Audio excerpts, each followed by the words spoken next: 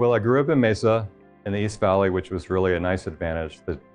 Mesa was about 55,000 people at that time. And just being able to watch the whole area blossom has been neat. And my dad was a math teacher, my mom was a bookkeeper, so we grew up having to understand what numbers were. And that's probably one of the parts of the business I like the most.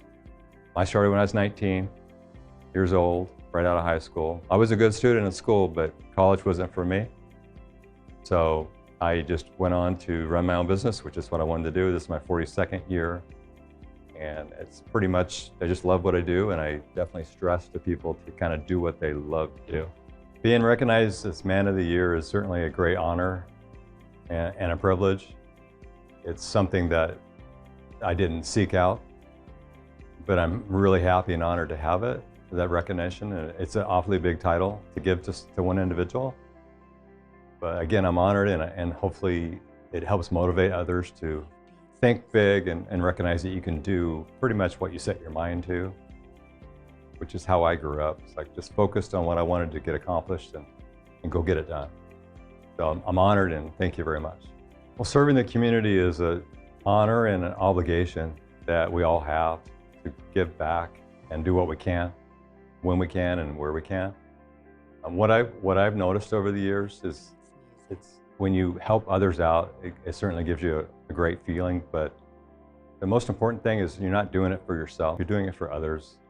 And just to see a woman or a family or kids have a life-changing event for the better is absolutely priceless. And it's just to be able to see something like that, firsthand, to see a smile or a tear of joy from somebody that hasn't had one in a long time, that's so satisfying.